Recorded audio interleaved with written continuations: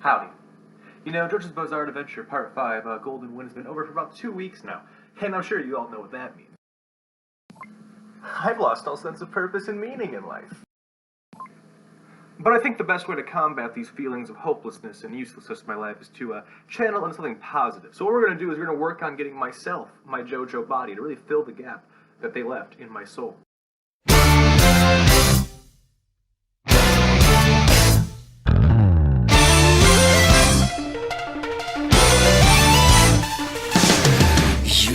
縛り付ける重たい定めの石にまるで押しつぶされてどこにも逃げられないひたすらあがきながらだけど諦めない瓦礫の底に埋もれた希望のかけらたち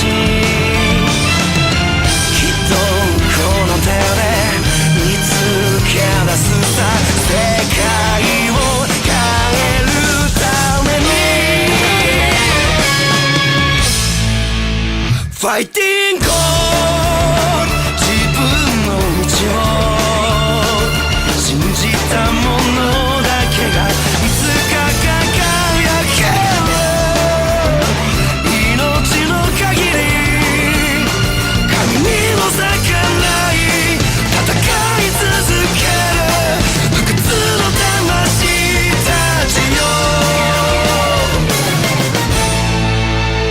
Fighting God!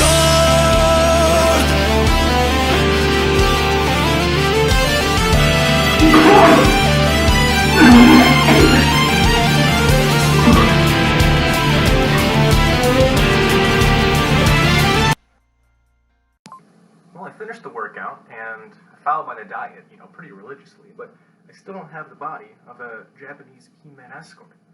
I must be doing something wrong, maybe, I don't know. Oh, shit. Oh, just look at the time. Please excuse me for 1 moment, please.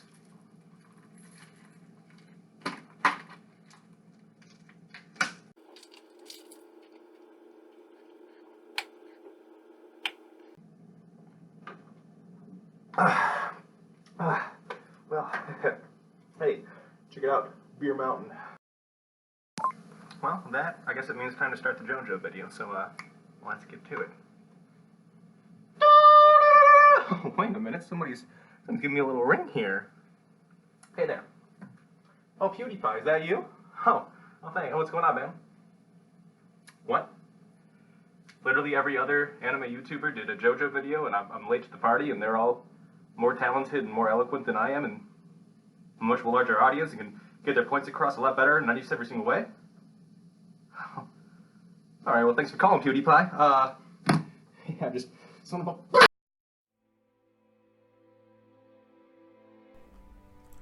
Ento Audio was the first part of Jojo that I was able to watch as it was airing. This gave me a unique experience that I have not had this series up until this point because I simply binged through parts 1 through 4. Every week I had to wait in anticipation for Jojo Friday to see the next chapter of this amazing adventure. I loved all the characters, Narancia being my favorite as the immature loudmouth Spitfire, Bucciarati as the responsible mom of the group, Abakio, the closed-minded cautious member, Mista, the lovable simpleton, and even Fugo as the intelligent loose cannon for his brief time on the screen. I even loved the villains, from La Squadra to the elite bodyguards, and especially Diavolo and Doppio. However, I seriously lacked in appreciation for Giorno. This, of course, was surprising because he's supposed to be the main character, right? Shouldn't he be, by default, the one I'm constantly rooting for? I just couldn't get behind his stoic, serious, calm nature. He was bland and rather static. Though he definitely had significant character progression, any development he had was minor. I was far more interested in the side characters with their dark backstories and resolve to overcome the poor hand the world had dealt them, or that they dealt themselves. It wasn't until reflection at the end of the series that I understood what Giorno's journey really meant. Giorno gives those he befriends a second chance at life. I think the best way to establish this point is to take a look at the members of the Bucci gang and the impact that Giorno had on their lives during the events of Golden Wind. Additionally, I would like to talk about their stands and how they reflect their personalities and subconscious, because I believe that is equally as important. Let's start with Bruno Bucciolati. When we first meet him, he is serving Passione as a errand boy, taking care of little tasks throughout his territory, slowly and steadily making a name for himself in the game. Stan has sticky fingers, which has the ability to create zippers. His main design features the colors blue and silver, blue being the color that represents someone who is reliable, trustworthy, genuine, and sincere. It is often that people whose favorite color is blue are also the types that think before they act and perform at their own pace. Silver is a color that deals a lot with self-reflection and change of direction. I believe these choices of color symbolize Bruno's personality very well. Not only his role as a calm and organized leader, but that he is at a turning point in his life and role in the gang, slowly becoming fed up with the direction that the corruption is heading in. Amongst all the stands we see throughout the course of Part 5, Bruno's is the only one with hidden eyes. I believe this is supposed to be a metaphor as to how he turns a blind eye to everything happening in Passione that he doesn't agree with, just such as selling drugs to kids.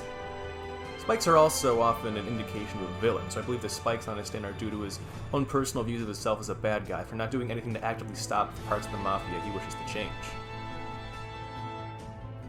And finally, his stand has the power to create zippers. Well, what does a zipper do exactly? It opens and closes things, like in the way he's able to bring people together as well as open their eyes to another perspective. In fact, all the members of his team are people who had given up on life until Bruno helped them see past it and eventually connected them together. Just like a zipper does. In a way, he was the second chance that everyone needed. We also learn from his backstory the reason why he hates drugs so much, as it is the reason his father, who was an honest and hardworking man, died so soon. We also can see that from a very young age, Bruno has an innate desire to protect the weak, as seen from choosing to stay with his father after his parents' divorce, as well as from protecting his father from gangsters while he slept. This likely translates later as to why he makes the members of his team all people who were at the lowest points in their lives. So as we said, Bruno had been turning a blind eye to sections of Passione he didn't agree with. He had plans to eventually become a major influencer in the game, but it was going at a very slow pace, much slower than he had hoped for. He wasn't making any headway with his plan, that is, until Giorno came along the way. After a brief stand duel and getting some life punched into him and seeing Giorno's result, Bruno decided to work with Giorno to take a swifter and more direct approach to solve the problem he had been working towards, by going after the head of Passione and replacing him. And throughout the course of the part, while they rebel against the organization and do everything they can to stop his perceived evil, he becomes a much more fulfilled person. And then, at his death, as Giorno sees his soul drifting to heaven, he lets Giorno know that he was truly happy to have met him, because of his efforts, he was reborn. He went from a dog of an organization he believed to be corrupt to a catalyst that would bring about positive change and justice to Italy. Giorno made him the person that he wanted to be. Now let's talk about a character that gets a lot of hate. Panicato Fugo. Stan Purple Haze is one of the more obvious relations to the subconscious that we see. His stand's design features a checkered pattern of silver and purple. Checkered often is used to describe duality, which is a perfect description for Fugo, as he is constantly struggling to hold back his anger issues and rage. Purple typically has a lot of association with royalty, which could be a reference to how he was born to a very rich and powerful family, but could also be seen as a combination of red and blue. Blue, despite being a color of leadership, can also be associated with calmness, but red is often depicted for high energy and rage. The combination then referring to his struggle between being the calm intellectual or the violent monster he hates so much. Silver, as we said already, is a color of self-reflection, which goes hand in hand with how hard Fugo is on himself, always seeing himself as the weakest link in the group despite having arguably the most powerful stand. It also features a transparent mask that probably says something along the lines of, "Even though I try to hide my true nature, I can't," as well as having the mouth sewn shut, but not well enough to close it completely, which in a similar light says, "I wish I could silence myself, but I can't." And finally, its power is to spread a flesh-eating virus that spreads in a cloud that attacks indiscriminately everyone around him, even himself, which is an obvious translation of how when he loses his cool he hurts everyone despite who they are, even himself. His backstory is different depending on what medium you use to experience Part 5, but in the anime, he was a gifted child with a massive intellect. His parents wanted to abuse this and force him to study day after day to make him a prodigy. From a young age, he had this unexplainable dark side to him that he hated, but He suppressed it continuously, which only bottled it up more and more. And then finally popped when the professor at a university he got into at the age of 13 attempted to sexually abuse him, and which is alluded to be not the first time this has happened. His rage could no longer be contained here, and he finally snaps. He then continuously bashes his face in with a book until he's taken to jail. From here on out, Fugo's rage snaps become more and more common. Because of this, he always views himself as someone who is holding the Bucci team back. Now, due to him dipping when they decided to go after the boss and betray the organization, we don't get to see the major impact that Giorno would have had on his life had he stayed around longer, but there is one moment in the Man in the Mirror fight where we get to see it start to take form. Towards the end of the battle, when the mystery of the enemy's ability is revealed and Fugo and Giorno begin working together to defeat him, they create sort of a Kamina and Simone relationship from Gurren Lagann. Fugo is still holding back despite knowing that he's in a life or death situation. He doesn't believe that he's capable of defeating Illuso. However, Giorno inspires him in that case, believe in the me that believes in you kind of way. And through that, Fugo is able to achieve victory. Then, after the fight, Giorno is able to create an antidote for the poison that Fugo's stance creates. Fugo felt terrible that Giorno got infected over the course of the battle, but once he saw that he was able to create an antidote, he sort of learned the lesson that Bucciarati tried to convince him of earlier. Your age is a gift, Fugo. Even if you can't see that, your friends will, and they will be the ones to make the best of it.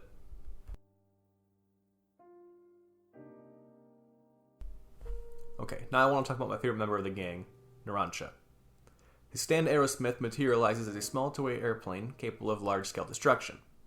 The red symbolizes Narancia's destructive nature, but it also has some silver, which by now you probably understand means self-reflection. Interesting how that works. It's almost as like it's a major theme here or something. Anyways, there's also some gold in the design, which could relate to Narancia's passionate nature. I think the most important takeaway, though, from the design is that it appears to be a toy airplane. Narancia is a very immature and innocent person. He has a very childlike nature at heart, which is why I think it manifests itself as a toy. Narancia is the type that always relies on others rather than trusting in his own abilities. As you can see in his backstory, he blindly trusts his friend he refers to as Big Bro and does whatever he wants for his approval. This eventually ends with him being betrayed by him, which gives him trust issues much later on in life. However, despite this, it always seems that he is latching on to people to rely on and believe in rather than himself. When he joins the gang, he is constantly looking for Fugo's approval whenever we see them interact. This is especially interesting because when Narancia meets Giorno, the first thing he says is, "You're younger than me, so I am your superior." As if Narancia has this belief that age is the most important factor in being competent. It makes sense as he always looked for role models that are older than him to rely on himself. Which is why it's so interesting when you learn that Fugo's actually younger than Narancia. Because despite this, he still requires Fugo's assurance that he can do things, as seen when he sends him out for groceries before the Tiny Feet fight. Fugo assures Narancia is capable like 3 times before sending him off, and when Fugo leaves the gang, Narancia stays with him for a moment because Fugo is the rock that he relies on. He asks Bucciarati to order him to come with him, but Bruno declines, saying, "Is this something you have to decide for yourself?" Which is hard for someone like Narancia, who always just does what the grown-ups say. Which is why it was so impactful when he leaves Fugo behind to finally start his own path and become a person who can rely on himself. Giorno's role in Narancia's development is rather simple. He is the only one that doesn't treat him like a child. It seems that after every task he completes, the others nitpick everything he does to a far higher caliber than anyone else. Like after he defeated Formaggio and ensuring that nobody followed him back from the grocery store, Fugo was like, "Great, smoke from your fight, let the enemy know where we are, you idiot." But Giorno assures Narancia he did a great job. Actually, he did the best thing he could in the situation. This is further expanded upon during the talking head fight, where he can only express the opposite of what he means. The rest of the gang dismisses his ramblings as some sort of childish game, but Giorno takes the situation very seriously, being the only one who believes him. Through that inspiration, Narancia is then able to take matters into his own hands and defeat 2 stand users at once. Giorno sees Narancia as an equal, while everyone else looks at him like a child. Through this treatment, though, Narancia is able to finally abandon his habit of crutching on others and become someone who believes in himself. Now, I love Mista. Mista is a lot of things. However, he is not, as many people would believe him to be, stupid. I mean, he created the most logical argument for why human meat would taste bad that I have ever seen. Mista is not dumb, he's simple. This is why his stand is the Sex Pistols. All it does really is ricochet bullets, a simple and easy to understand ability. Mista also has an extreme phobia of the number 4, which is showcased by his stand skipping the number 4 in its 6 Ojama labels. In his youth, he had an encounter that was simultaneously the luckiest and unluckiest experience of his life. He encountered some men attacking and attempting to rape a young woman and decided to intervene. All 3 men shot him in retaliation, but missed every shot of their clip. He was then able to steal a gun and kill all 3 of them with 4 shots. However, the judge did not believe his ridiculous testimony, and he received up to 30 years for triple murder. He was eventually released by Bruno pulling some strings, but the brief time he spent in prison led to him becoming very superstitious, believing in fate, destiny, karma, and a hatred for the number 4, as those 4 bullets he shot ruined his life. The relationship between Giorno and Mista isn't exactly the same as it is with the other characters. Guido Mista is a simple guy, and he remains the same towards the end of the show as well. He and Giorno are probably the most static characters of Part 5, but they have some of the most interactions with each other. You see, they are complements that help each other progress.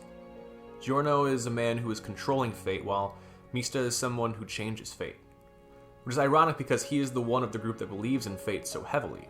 And if you were to believe in fate, you would understand that one of the main aspects of fate is the inability to alter it. However, as we see in the Rolling Stones battle, Mista was capable of changing fate. Every time Giorno and Mista team up, it seems that through testing each other's resolve and challenging fate, they grow more and more. Giorno learns from Mista and begins to adopt his optimism and learn that it's okay to rely on others, and Mista learns from Giorno that nothing is ever really set in stone.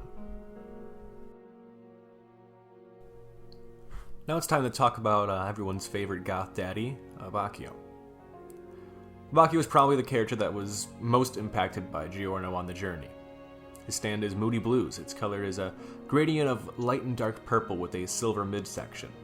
We already know what silver means, but light purple represents delicacy and nostalgia, while dark purple is known for gloom and sadness and frustration, which is a great representation for Bacchio because his past has left him with all of these things, and the contrast is kind of funny because his name, Leon El Bacchio, kind of translates to the lion and the lamb.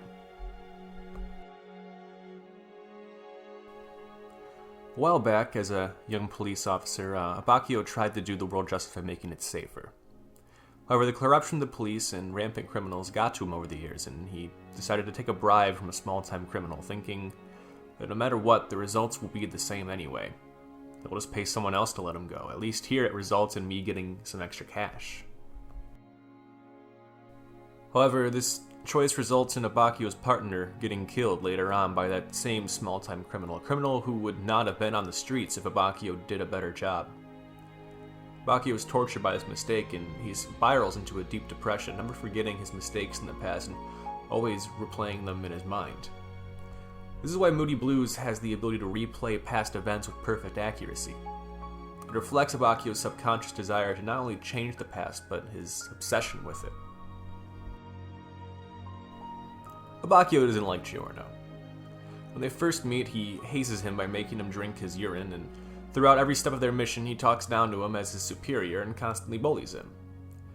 We are led to believe that he is hard on him just because Giorno is a newbie in the group, but this isn't completely true, actually. You see, the real reason Bacchio has a distaste for Giorno is that he reminds him of his old partner. They hold the same honest and truthful ideals, as well as the willingness to put their life on the line for others. It really digs under Bacchio's skin to see him there as a constant reminder of the mistakes he made in life.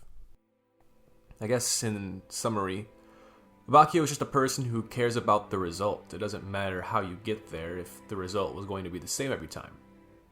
However, he doesn't really believe this. It's just the truth of reality he's come to accept. In the back of his mind, he knows the process is what is truly important, which is the philosophy both his partner and Giorno believed in. And then in the scene in the afterlife when Abakio is talking to his partner and asks, how do you keep yourself going knowing that all your hard work is likely to be futile? He says, well, I'm not just after the results.